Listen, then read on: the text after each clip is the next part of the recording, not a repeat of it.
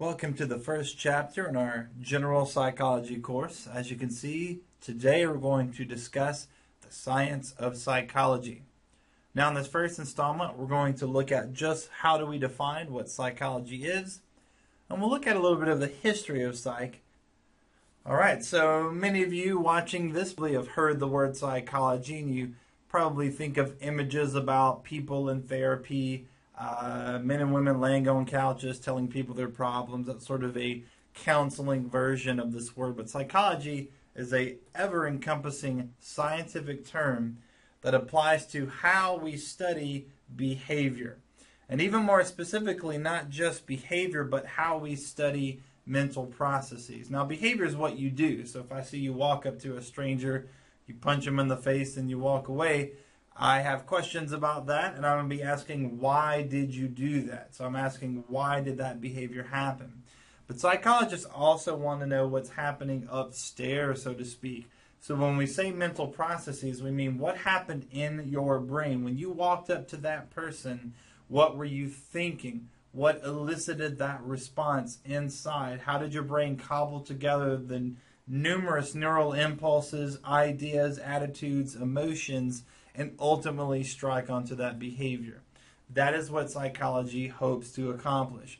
And let's be fair, it's an incredibly difficult task. You could argue that psychology is one of the, if not the most difficult sciences, because we have chosen to study the mind, the most complicated thing we've discovered in the known universe thus far. Now, psychology, like any science, has four goals, four things it hopes to accomplish by studying what it studies. And you can apply these four goals, again, to any scientific pursuit that interests you. And the first goal is to describe, to at least give phenomenon names. That's why we go looking into the unknown, so that we can find something. For example, when we talk about the brain, we're going to see different areas of the brain seem to be responsible for different behaviors, different perceptions, different abilities. Well, we first discovered that through both research and accidents, and we're able to give these areas names. We're describing them. Or if you go to a doctor and the doctor says you have bipolar disorder 1, that's a name. That name helps us to describe the phenomenon that we're seeing, and it makes discussing it and diagnosing it much easier. But it's not enough to give something a name, to call something a tree, to call something a spider, to call something a phobia, to call something a neuron. We have to then explain what that means. So if a doctor says you have bipolar disorder, that needs to have an explanation. Here is what that disorder is. Here is what we mean, right? Now, the reason why we want to explain things is simply not because we like writing textbooks and we want information in some sort of volume tucked away on a shelf. We want to explain how the world works because we want to use this information. And that's the third goal of psychology, to be able to look at the variables in front of us and then predict what's going to happen. So let's go back to that example of you walking up and hitting someone.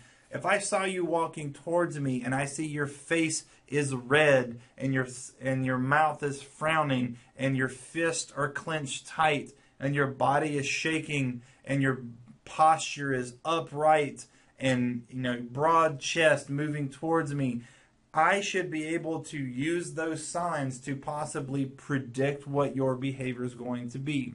Or to use in a more broad application, let's say you're in education and you have a kid in your kindergarten class who's just joined, and you happen to know that this kid's parents are going through a divorce. Well, by having that information, you might be able to predict some behavioral issues that will come from this child. But at the end of the day, it's not just about predicting, it's about doing something with that prediction. And that's the final goal of psychology, to control behavior. So for example, if you predict this child is going to have some behavioral problems, maybe you can set up class or work with this kid or talk to this child to help control those problems, to keep them from happening, or at least mitigate them to a certain extent. So these are our 4 goals, and throughout this course, if you ever ask, well, why do we study this? Even if it doesn't interest you, realize we believe there's an application, a way to use this information to help us to make our lives better. Now, throughout this course, we're going to look at different types of research, and we're going to bring to the table our own inherent biases. We believe and feel the world works in certain ways because we've lived in this world, and that's what's happened to us. But for you to be successful, not only in this class, but I'm going to argue in life in general, we need to learn to think like scientists, like in this case, psychologists being our frame of reference. And all that means is learning to embrace the concept of critical thinking.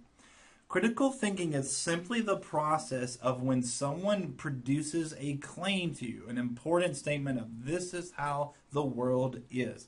This is why things happen. We have to stop that initial reaction, that gut reaction to where we say it feels right or it feels wrong. And instead, despite what we want to be true or not, take a step back and say, okay, here's the claim. Let's find evidence. Or if you brought me this claim, you present me the evidence to support this. And see, what tends to happen is we use our personal experiences. You hear the phrase, everyone has a right to their opinion. That's absolutely correct. You have a right to your opinion. It doesn't mean your opinion is valid, nor does it mean my opinion is valid. They're just that, opinions. They're ideas. An opinion isn't the same as actually creating an argumentative response or a theory or producing a work that says, here is why we do what we do. Instead, most of us just cruise through the world with our emotions, and that's fine for day-to-day living. But as we're going to see throughout this class, I'm going to give you research that, and some of this has been around for decades, that we know this is not how the world works, but people still tell us this is how the world works.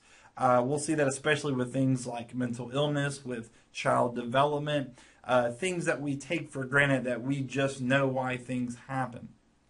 So I want you to, if you're not already practicing this in your life, at least in this course, learn and develop this idea of being a critical thinker. And that implies you should use that on me, right? It's my job to present evidence to you. And a lot of this, of course, is coming from the author of your text and a few other sources where they have cited all their different references. But anytime someone tells you something about this world, we need to think critically. And so if you look at the screen, I've sort of prepared some things that I still hear today.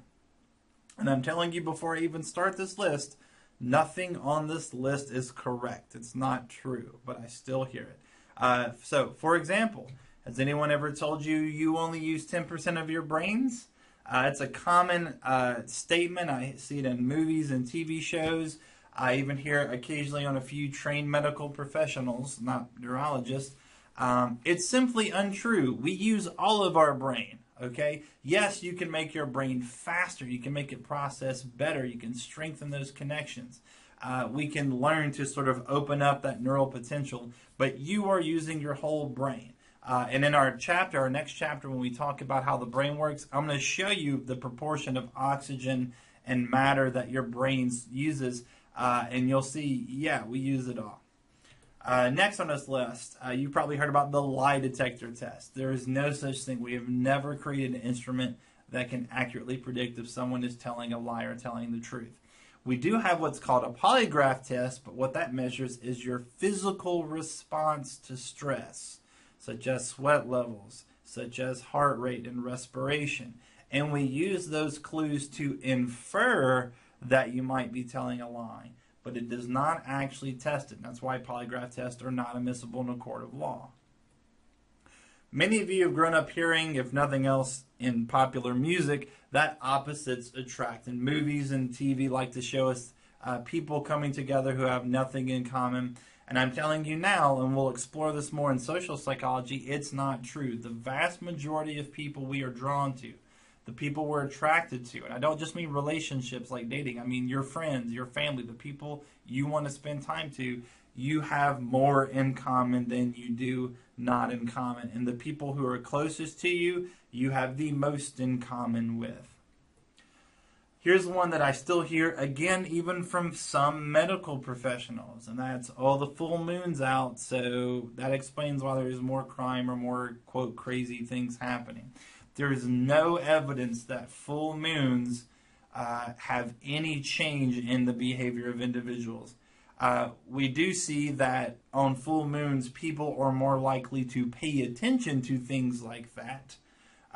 And because we grow up hearing that, we go, oh, must be a full moon.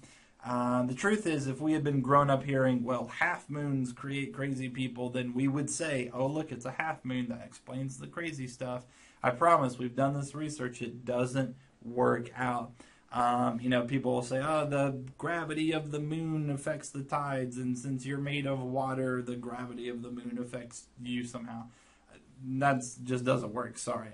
To put it in perspective, if a fly were to land on your arm right now, that fly is producing more gravitational pull on you than the moon is. So that's not where mental illness comes from. And last but not least, this is more of a legal thing. You've heard about people pleading insanity and then, they get away with crimes. I'll talk more about this in our mental health chapter, but no, it's simply not true. It's less than 1% of criminals even put the defense on the table. Only 1 in 4 of those are found not guilty by reason of insanity. And if you are found insane by the courts, you are still going to spend time in a facility away from the populace. All right, so not what, don't believe what TV tells you necessarily.